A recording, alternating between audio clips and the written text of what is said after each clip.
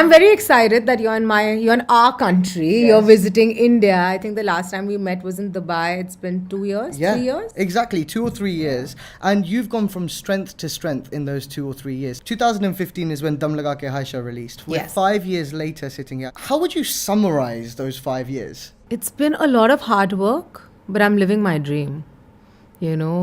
This is exactly how I had envisioned my life when I was younger, the day I decided that I'm going to be an actor. This is exactly what I thought I would be doing, the kind of cinema that I'm associated with, the kind of characters that I'm doing, the kind of directors that I'm working with, the kind of love I've got over the last 5 years has me so overwhelmed. If I speak about Dum Laga Ke Haisha, it's such a bloody special film, right? Because it's my debut movie. I just didn't know how would life pan out. Behind Bhumi Pednekar is a team of people Oh, yes. who keep Bhumi Pednekar Oh, going. yes. Describe what your team is. What comprises of an actress's It's an team? entourage. It's an entourage of some fantastic brains that work towards building the person and the actor that I am. Because, when somebody invests in you, for example, 5 years ago when Aditya Chopra decided that, she's going to be the girl I'm going to launch with my new film, Dum Laga Ke Haisha, he kind of saw something in me and then he put up a team that kind of helped me build that brand value. And there's a lot that goes into it. All I can do is select the right films, select the films that I feel I want to be associated with, the kind of fit in my moral compass. But then apart from that, it's your PR, it's your management, it's the things that you endorse, the events that you go for, every tweet that you put out, every Instagram picture that you put out. There's so much that goes into it. So I have a digital team, I have my management, I have my PR. So in Bhumi Pednekar's immediate work WhatsApp group, who is in that group? My manager, my talent head, my PR head. There are 8 groups. Okay, it's not simple at all. There are times that I've put in incorrect information. I'm constantly confused about my groups because everything is like Bhumi's PR, Bhumi's styling. It's my stylist, my hair and makeup. There are about 10 people that I work with very closely every day. And they've taken me over. I'm like their little child because they constantly are just thinking about how to make her, how to just empower her more, how to create a bigger brand out of Bhumi. Is it hard to sustain a life in Bollywood, in the Hindi film industry, when you're not acting? Like when you were a casting assistant, are people paid enough? Is there enough to sustain a livelihood on? Because what we see, and certainly it's like when I'm in London and I see people talking about this, is unless you're the face of something, or unless you're like a director or a really high up person in an organization, the rest of the people, because there's so many people involved in this business, the pay isn't quite equal for everybody. The kind of rights aren't equal for everybody. Have you felt that? See, the pay isn't equal, and I'm not going to defend the fraternity or the business, but I guess that's pretty much how it works everywhere. Right. My sister is a lawyer, and I know her journey. It takes you certain amount of years to be where you are, but there's a lot of pay disparity. Is that gender pay disparity? 100%. That's there for sure, and I mean the world knows it, and that's just not in India. That's through the world, and that's just not with films. That's with any fraternity, any industry, any business. There's a huge gender gap that we all are trying to close in our own very ways. I'm trying to do it through my cinema. Somebody else is trying to do it through whatever they are doing. But it's not the easiest place to be, because if I speak specifically about acting, and because I have been a casting director, there are thousands of people that come into Bombay to be an actor, and it isn't easy. It isn't easy because there are only those many projects that are made every year. But because of OTT and because of digital, the work generation has become fourfolds. Right. So if I think of the situation today, it's a lot better as compared to 4 or 5 years ago. How do you come to peace with the fact that it's not equal? Say, for example, you're doing a film like Pati Patni Urvo, right? Where Kartik Aaryan is the leading hero. I don't know who got paid more in that movie. I don't know those kind of details. But how do you come to terms with the fact that you're probably both putting in the I'll tell you what, effort? As a girl, what I'm paid and the way That comes really later. Over the last few years, the kind of roles that are being written for women have changed. This year itself, I'm doing a film called Durgavati that's completely built around me. I know that there will be a day when I will attract audiences only on my name, and that day I will demand the pay that I deserve, because there have been women, if you look at Kangana, you look at Deepika, they are doing exactly that. It's still not as much as a male superstar. But the gap is getting closer. And that's the only way to be. Just keep doing good films. I mean, I'm aware of the fact that I'm not getting what's rightfully enough for me. And that's why I'm working hard. Also, I watched an interview recently where you said you feel like you've had a relatively problem-free journey because you're protected by an organization like YRF. Do you think the story would have been different if you didn't have like a company like that? Maybe, because we all know about the fact that there are certain aspects and there are certain bits in Bollywood that aren't the cleanest, especially with what happened last year across the globe with the Me Too movement. There were such horrific stories that came out that I really sat back and thanked the organization that has protected me to this level. And not just YRF, even my family. The fact that I could go tell them that I want to be an actor and they supported me gave me a lot of security. And my heart goes out to these girls because they come from across India and across the world actually, and because Bollywood has there's a lot of negative connotation attached to it, unfortunately, because people feel it's this dirty business, but it isn't. It's a beautiful place to be. Is there as well though, right? But isn't that everywhere? I mean, you think of it. I mean, I know none of my friends are actors, but they have had similar incidents as well. It's power play, and power play is in our basic DNA because there is a basic notion socially that men are supreme. So this is not about Bollywood. This is about a general change in the mindset that needs to happen. Earlier in this conversation, you said you're trying to change that notion through the roles that you play on screen. Is it hard to be that open in a place like this as well? To be so unapologetic? No, Arun, not really. The fact that my first film was a film like Dum Laga Ke Haisha empowered me a lot. People had already seen me. What could they criticize? But so many actresses, even if they start off with a powerful role like that, eventually, somewhere down the line, succumb to the norm. I think they succumbed to the norm because there weren't enough roles written for women earlier. See the kind of work all my colleagues are doing, be it Alia and Razi, or be it or the work that Taapsee does, or what I'm doing.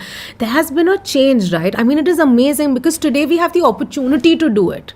10 years ago, Dum Laga Ke Haisha wouldn't have been made. 10 years ago, a Sant Ki Aankh wouldn't have been made, or a Sonchiriya, or any of the films that I'm associated with. Maybe a Pati Patni or Wo, of course, it's a remake. That's something. But I don't think it did well because it was a remake. Because, the majority of young people who watched that film and enjoyed it hadn't even heard of the original. Absolutely. But there was a real commercial aspect to that film, which drew people. But see, Pati Patni or Wo was a film that I really vibed with because it was super commercial. Yeah. Obviously, I had my own personal interest in doing it because I wanted a break. I wanted to look different. You wanted to wear hair and makeup and dance and because look good. Because that's the person I am. Yeah. I was like, I felt stagnated as an actor.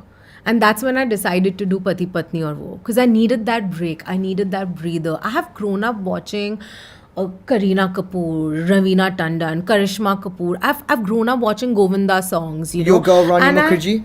Rani Mukherjee. I love her. I know you love Rani Mukherjee. I love her. Kajol. Like, I've seen these women and I've always wanted to do that kind of cinema. And Pati Patni or Wo was kind of that balanced script that had some brains. It was a role that was strong. And, I was kind of breaking stereotypes in my own way because she wasn't a wife who was going to succumb in any way possible. Actually, both the women in the film are quite strong. And it was entertaining. When a film like Pati Patni or Wo delivers those kind of numbers, do you sit back and think like, why am I exhausting my time putting on this hair, putting on this look for Sant Ki Aankh, for like roughing up for Sonchiriya, for like going through shooting training? Like, why am I wasting this time when all I need to do is dance and look good? I've had my moments. I'm not gonna lie. obviously. But the thing is that when I have a pati patni or wo, I also have a bala and I also have a toiletic prem katha.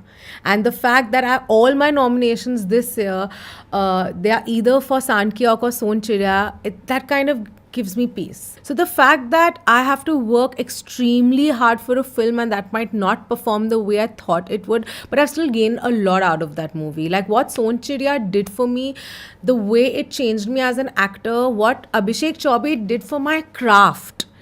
What director? No experience can give me that. I wasn't a massive fan of the movie itself. Like Sure. for my taste, firstly, I didn't understand the language because Yeah. it's a dialect, and Yeah. like felt personally for me the tone was a little bit slower than films Sure. I like. But man, your performance held me to the screen. Thank you. But that film like did terrible numbers. It did. It was off cinemas in 5 days. I've never had an experience like that. I've done 7 films. Yeah. 6 have done tremendously well in their own capacity. Son Chirya was the only one that failed.